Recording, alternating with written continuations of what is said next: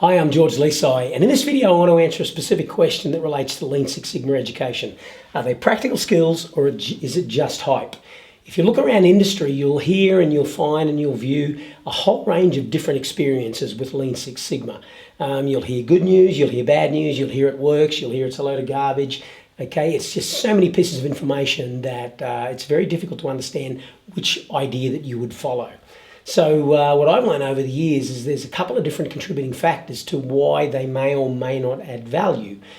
Two of the most common ones are these. Number one, people undertake some training that is delivered by theorists, kind of fly-by-nighters who've found an easy way to make a buck, and that is deliver some theory that they learned to people, just regurgitate the same stuff.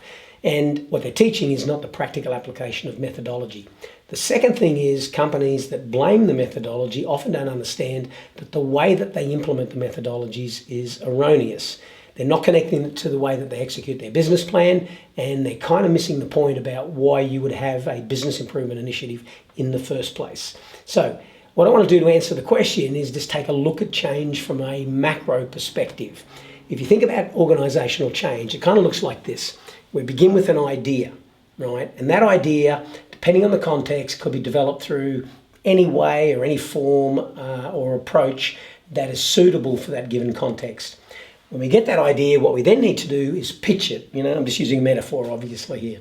So this baseball represents the idea that you would pitch that idea to people who weren't involved in the original generation of that idea, or you would pitch it to people that you need to get permission from in order to be able to implement that idea.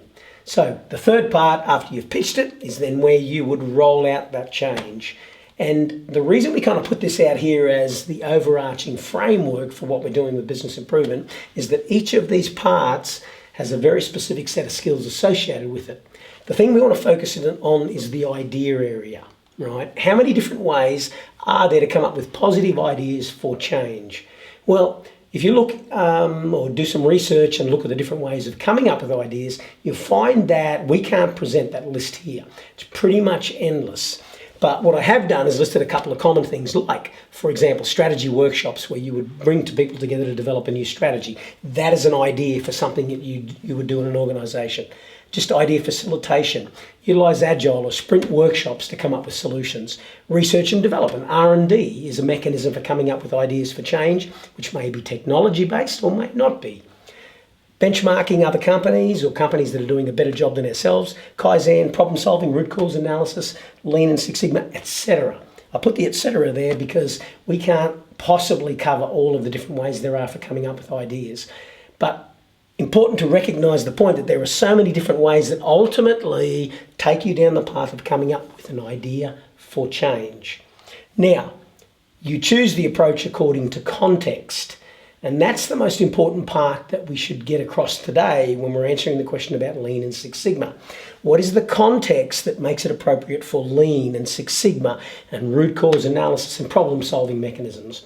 Well, what I've done is I've listed them out here, and I'll give you the simple way to phrase the context that drives you down the path of using these different methodologies.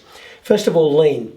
You would utilize Lean to come up with a solution, which is an idea for change, to treat a particular problem when you're trying to increase throughput, remove waste, or reduce cycle time.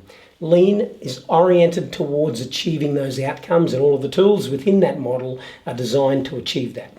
Now, Six Sigma is a little bit different. Right? Six Sigma is more quantitative in its approach, and the intent of that is to control variation in a process by studying variation and eliminating defects. So different yet complementary.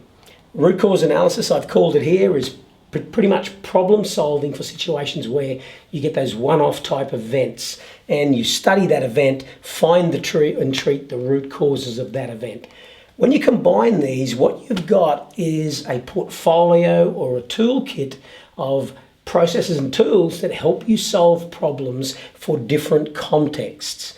And this is the most important part to remember when you leave this video today. The different contexts that drive you to use these different methodologies. Each one of us is exposed to those at some point in our career, so each of these skills can serve us if we learn them well. And the intent of those are to come up with ideas for treating a problem, creating some sort of change that is positive and progressive for the organisation. Then we would take it and pitch it, then we would go and implement those changes. So If you understand that concept, then you'll understand that any skills that help you come up with good ideas for value-adding change and improvement is going to be a career-enhancing skill for you and me and everyone else. Now, Lean Six Sigma. Practical skills or just hype? They're practical skills when they're learned properly. And this is the most important thing when we're talking about the education part of it. The education that doesn't work for you, or the one that you don't want, is this one. And there's quite a few of these floating around where it's basically a Six Sigma program or a Six Sigma training course. And the reason it's oriented towards that is in Australia, one of the first things we took on was Six Sigma back in the late 90s. We went down the path of the statistical approach, after looking at information that we got from General Electric and being coached and consulted to by people from America. You don't want the training that is essentially Six Sigma, where they've thrown in some lean tools, right, on top of that. And it's pretty easy to spot those types of training. The problem with that is it's not helping you treat problems within a specific context. What that is a focus on tools, not problem-solving methodology. What you need is a training program that kind of follows this path. It identifies the problem up front, and then it takes you down the path of giving you skills which lead you down to solving a problem for a given context. And each of these diverge away from one another. Lean methodology is slightly different than Six Sigma methodology, which is slightly different from root cause analysis type problem solving. They all would follow the traditional define, measure, analyze, improve, control sequence, or DMAIC as it's commonly referred to. But in essence, they sit kind of parallel in some ways.